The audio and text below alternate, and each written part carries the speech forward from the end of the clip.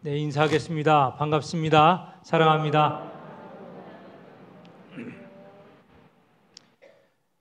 먼저 기쁜 소식 하나 전하겠습니다. 우리 청소년부가 전국 찬양 경연 대회에 나가서 금상을 받았습니다. 네. 한 몇 년 전에 나가서 금상 받아왔죠.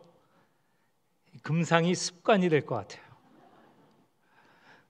잘 하여서 금상 받았습니다.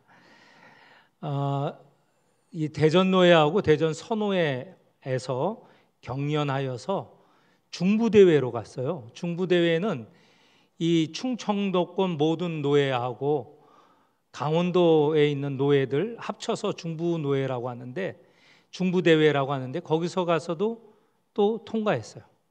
이번에 전국대회를 하는데 금상을 받았습니다.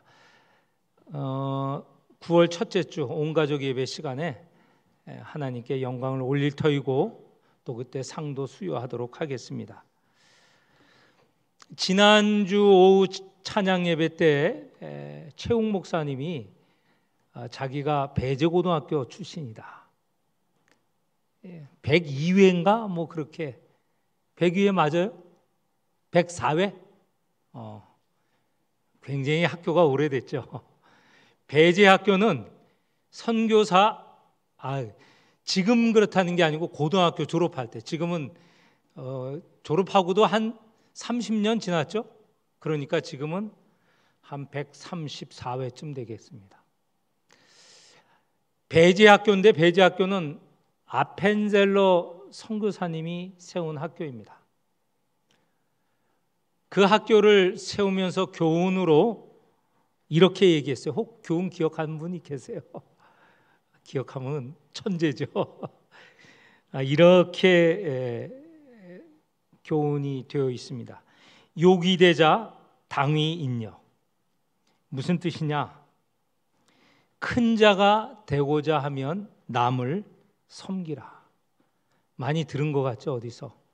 예수님 말씀이에요. 이 말씀을 교훈으로 삼았습니다.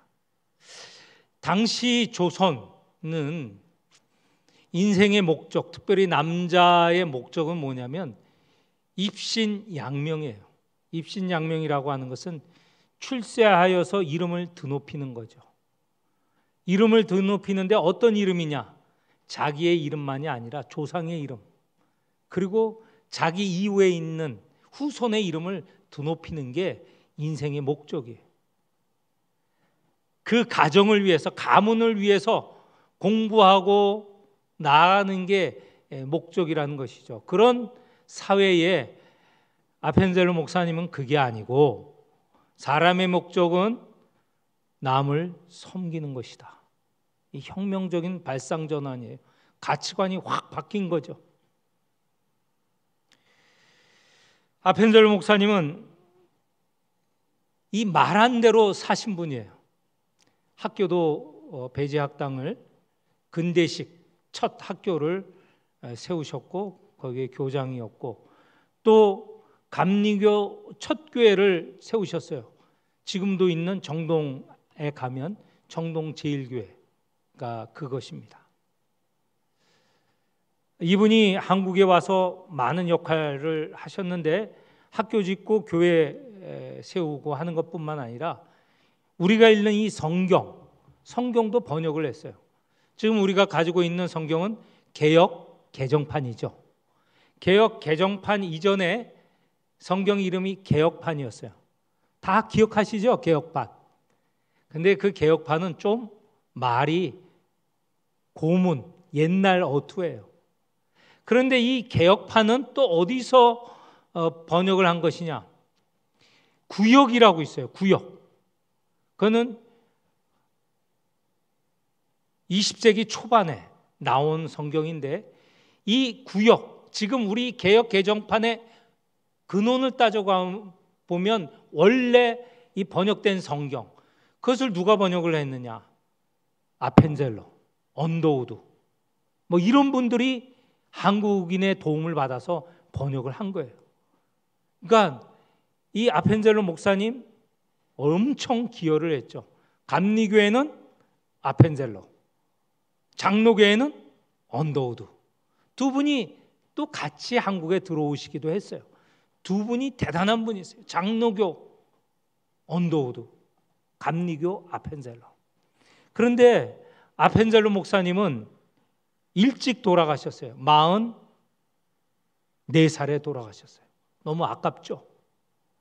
근데 자연사하신 거 아니에요. 병사하신 것도 아니에요. 순직하셨어요. 왜 그런가? 목포에 성경 번역자 회의가 있어서 배를 타고 목포로 가다가 군산 앞바다에 어청도가 있는데 섬 이름입니다. 그 근처에서 백길이 충돌하여서 밤에 배가 침몰하게 되었습니다. 그런데 언더우드 목사님이 탄 배에서 한 사람이 살아났어요. 그분은 수영을 잘하고 굉장히 체력이 좋으신 분이에요. 근데 이분이 증언이 뭐냐? 배가 침몰하고 지금 기울어질 때 언더우드 목사님 나오실 수 있었는데, 왜냐하면 언더우드 목사님도 운동선수였거든요. 그리고 수영도 잘하셨다고 합니다. 충분히 나오실 수 있는데 나오지 않고 거기서 당황하여서 앞뒤 이렇게 살피셨다고 합니다. 왜 빨리 나오시지 않고 그 배와 함께 침몰하여 돌아가셨는가? 함께 가던 한국인 비서가 있어요. 조항규라는 분. 그리고 또 목포에 데려갔던 정신여고 여학생 한 명도 있었다고 합니다. 그 사람을 구하려고 하였던 그런 모습이었다고 합니다. 아까 살아난 분은 아펜젤로 목사님이 그 밤에 지내던 객실 맞은편에 있는 분이기 때문에 아펜젤로 목사님을 본 것이죠. 근데 이분은 바로 배에 나와서 그 배에서 탈출하여서 살아나셨는데, 언더우드 목사님은 그렇게 하여 배와 함께 침몰하여 돌아가셨습니다. 시신도 물론 발견하지 못하였습니다. 양화진에 그분의 묘가 있는데 가묘입니다. 시신이 없는 묘이죠. 언더우드 아펜젤로 목사님의 아들, 딸도 한국인을 위하여서 수고하였습니다. 아들 역시 공부하고 한국으로 돌아와서 선교사로 배제 학교 교장으로 심우하셨다. 학생 운동이 일어났을 때 이 일제가 그 학생들을 다 제적하라 하였는데 그것을 보호하시다가 결국은 학교에서 쫓겨나셨어요. 해방 이후에 다시 돌아오셨고 6.25 3년을 우리 여기서 지내시다가 너무 과로하여서 병 치료 때문에 미국에 가셨다 돌아가셨어요. 근데 그분이 그렇게 사랑했던 땅이 한국에 그 시신이 돌아와서 양화진, 그의 아버지 가묘 옆에 묘를 썼습니다. 그의 따님도 마찬가지예요. 따님도 이 뱃속에서 한국에 온 아이였거든요.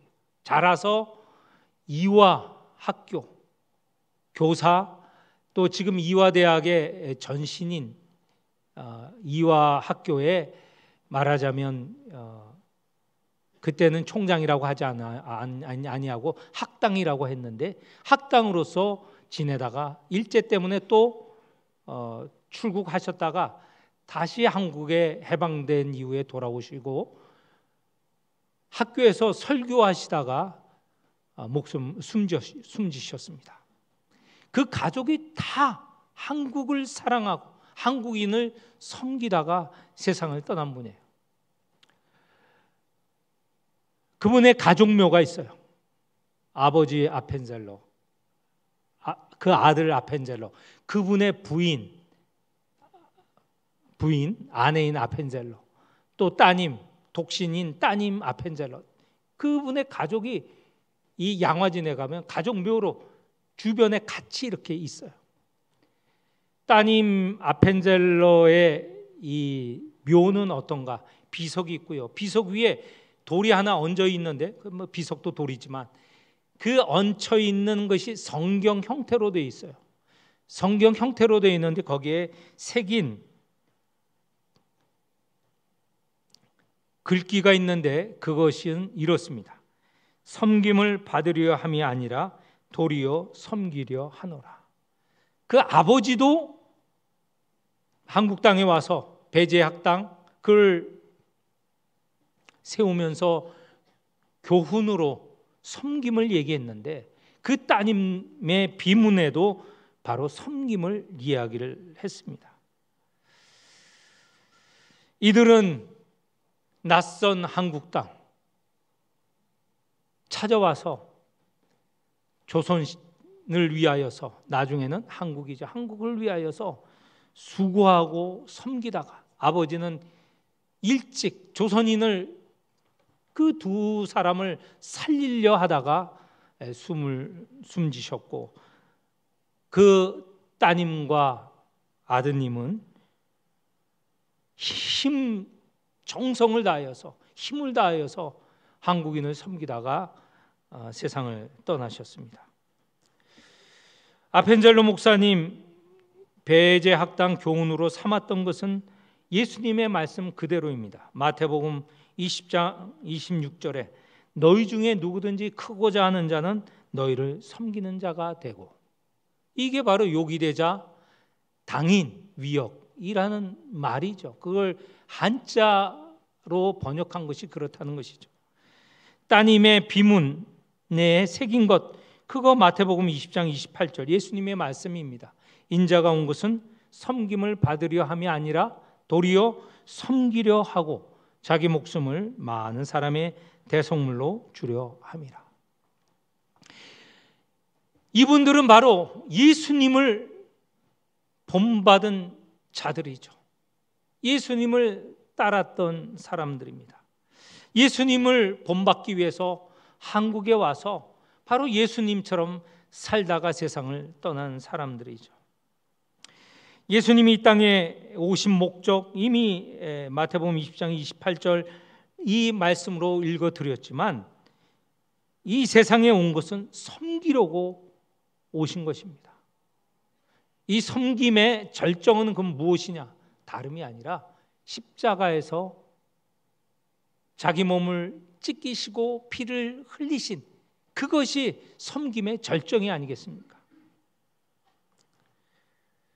예수님께서 왜 십자가에 달리시고 왜 몸을 찢기시고 피 흘리셨는가? 그것은 당신이 스스로 말씀하신 것처럼 자기 목숨을 많은 사람의 대속물로 주려 하시기 위하여서, 사람들을 살리시기 위하여서 이렇게 십자가에 달리셨다는 것입니다. 그런데 이 사람들, 예수님의 그 사랑 은혜를 받은 사람들은 마땅히 예수님의 그 몸과 피를 받을 만한 사람인가? 우리는 마땅히 예수님이 나를 위하여서 피 흘리고 몸 찢기실 수밖에 없어, 나는 당연히 받을 만한 사람이야, 이렇게 주장할 사람이 있겠는가 하는 것입니다. 전혀 그렇지 않죠. 전혀 그렇지 않습니다. 예수님이 우리를 위하여 죽으셨다고 하는데 그때 우리의 모습은 어떤 모습이었는가? 위대한 사도 바울은 로마서 5장에서 우리가 이런 사랑을, 이런 은혜를 받을 만한 사람이 전혀 아니다라고 말하고 있습니다. 5장 6절에 바울의 언급입니다. 그리스도께서 경건하지 않는 자를 위하여 죽으셨도다. 이렇게 헌신하고 섬기신 것은, 십자가에 달리신 것은 우리가 경건하기 때문에 그런 거 아니고 경건하지 않는 자를 위해서 그렇게 하셨다는 거예요. 8절에 우리가 아직 죄인 되었을 때 그리스도께서 우리를 위하여 죽으셨다. 죄인을 위하여서 그런 헌신 섬김을 행하셨다는 것이죠. 10절에 보면 우리가 아직 원수되었을 때, 원수인 우리를 위하여서 헌신하시고 섬기셨다는 것입니다. 전혀 사랑을 받을 만한 사람 아니고 전혀 경건치 않고 오히려 죄인이고 원수된 우리를 위하여서 예수께서 헌신하셨다는, 섬기셨다는 것이죠.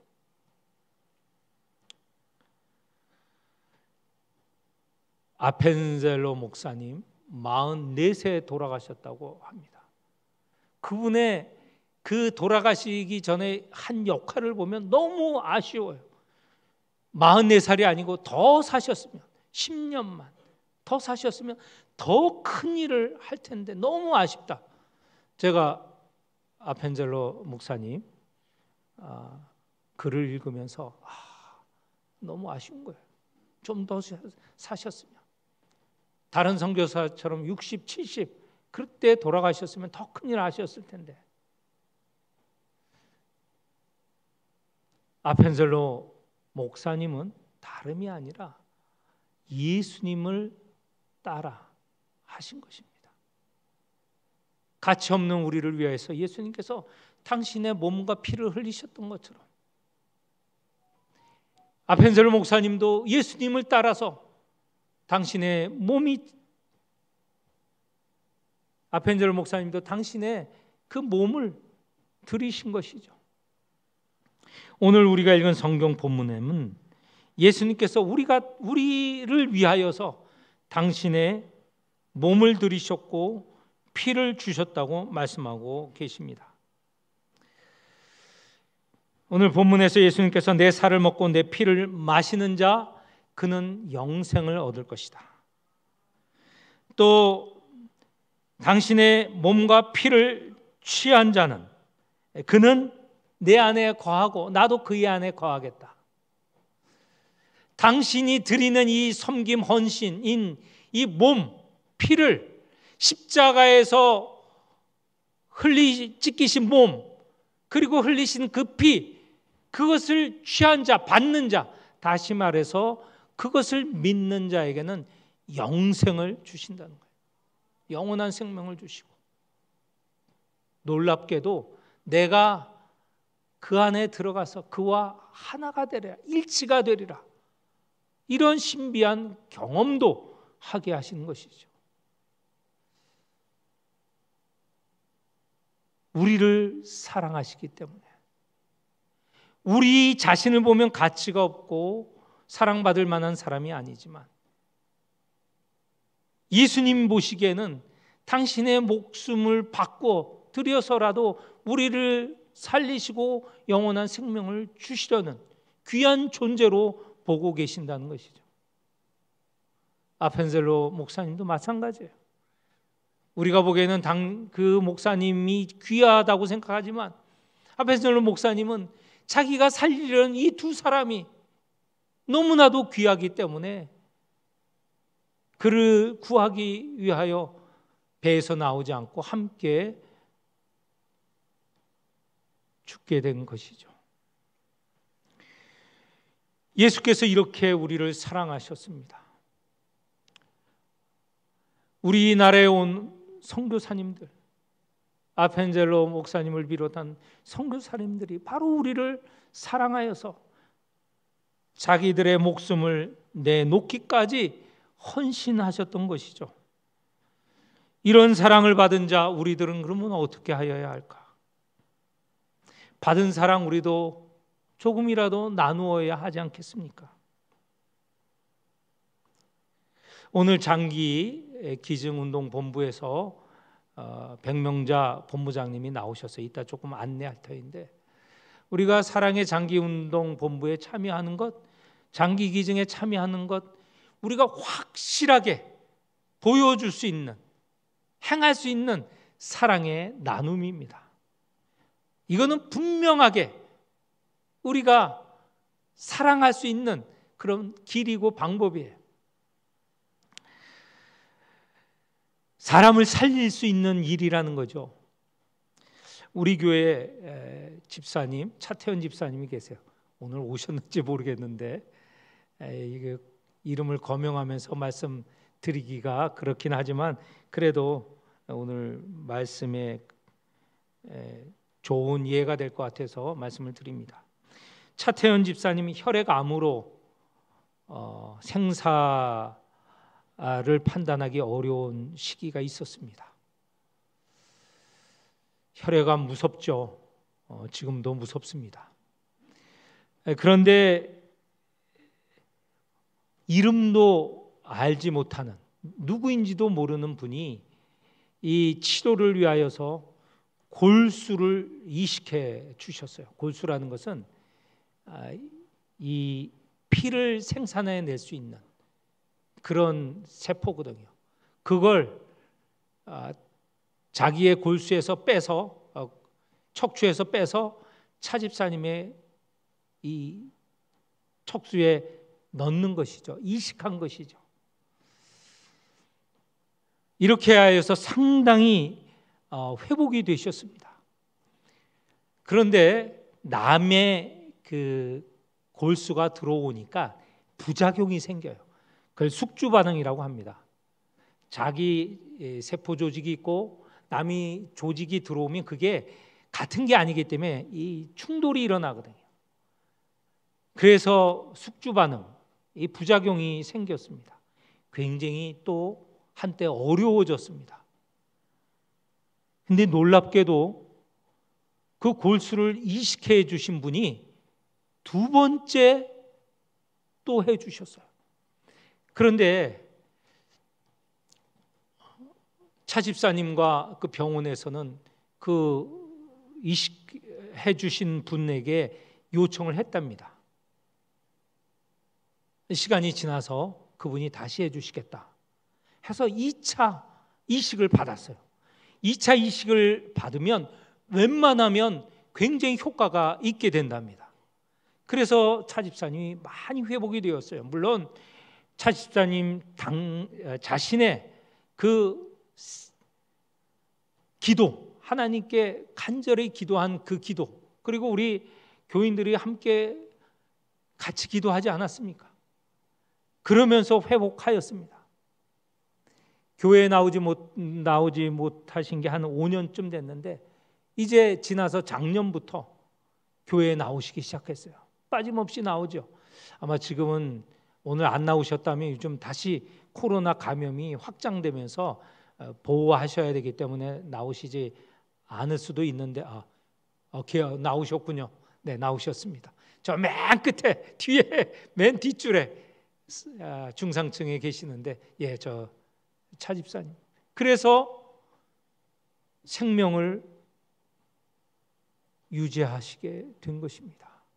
얼마나 귀한 사랑이에요. 누군지 모르지만 그분은 한 분을 확실하게 그 생명을 연장시킬 수 있도록 하신 것이죠. 똑같은 비유는 아니지만 저도 한 사람 생명을 분명하게 구했어요. 장기 기증에 관한 이야기는 아니에요. 제가 전도사 시절 때 저와 신학교 동기이고 저보다 나이가 좀 많아서 형이라고 부르는 아주 가까운 분이 있었어요. 어느 날, 그러니까 추석 이후예요. 추석 이후가 되면 좀 날씨가 선선해지지 않습니까?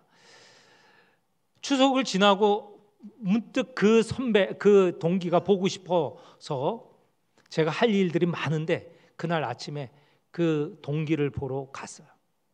그분이 가리봉 오거리에 방을 하나 얻어서 살고 있었는데 가니까 그냥 연탄가스 냄새가 자욱한 거예요.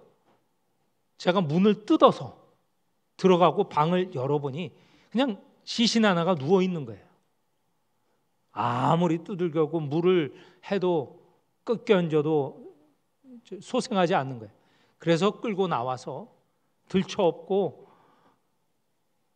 뛰어서 택시를 타고 병원에 갔습니다. 산소통 2번 들어갔다가 나오면서 겨우 의식을 찾았어요. 제가 한 생명을 분명하게 살린 것이죠. 조금만 더 지났으면 죽었죠. 그래서 그 동기가 그래요. 우리 같이 있으면 사람들에게 늘 내 생명을 구한 목사다. 그때는 전도사였지만. 그리고 또 하는 말이 있습니다. 나를 살렸으니 죽을 때까지 책임져. 네, 제가 이렇게 살린 생명 얼마나 뿌듯한지 몰라요. 하나님 앞에 설 때 적어도 저는 한 생명은 분명하게 구했습니다.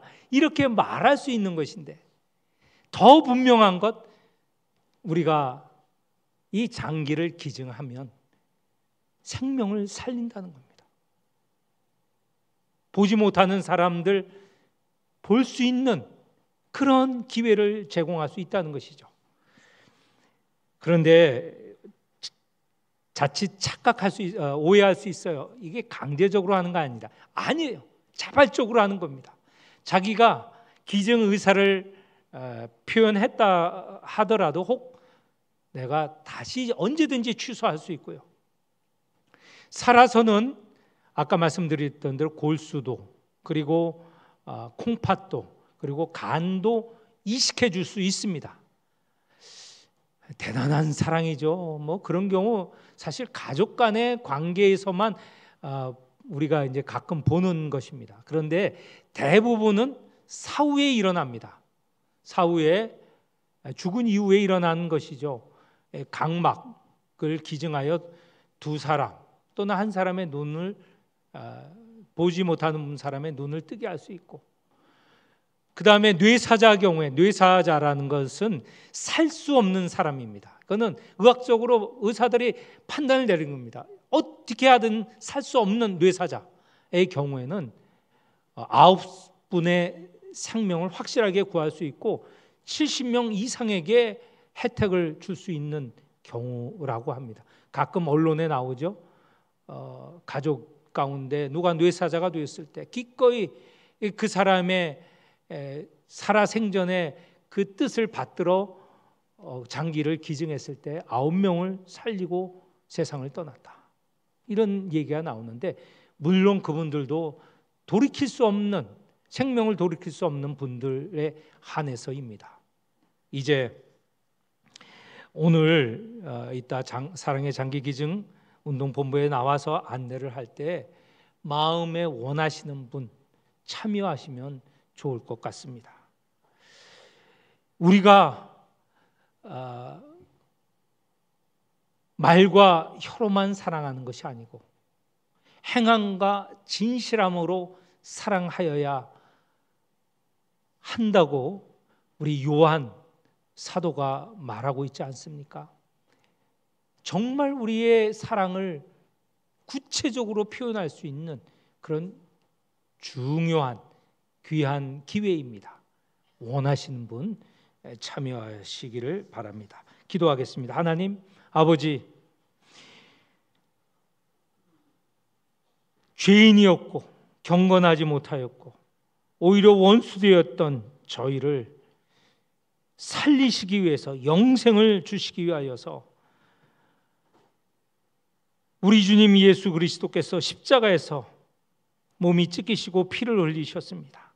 우리에게 그 몸과 피를 주셔서 영원한 생명 얻게 하시고 주님의 몸과 같은 그런 몸으로 바꾸기를 원하십니다.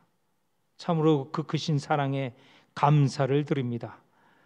하나님, 이 시간에는 저희가 함께 이 사랑의 나눔을 표현하고자 하온데 우리의 마음을 주장하여 주옵소서. 예수님 이름으로 기도하옵나이다. 아멘.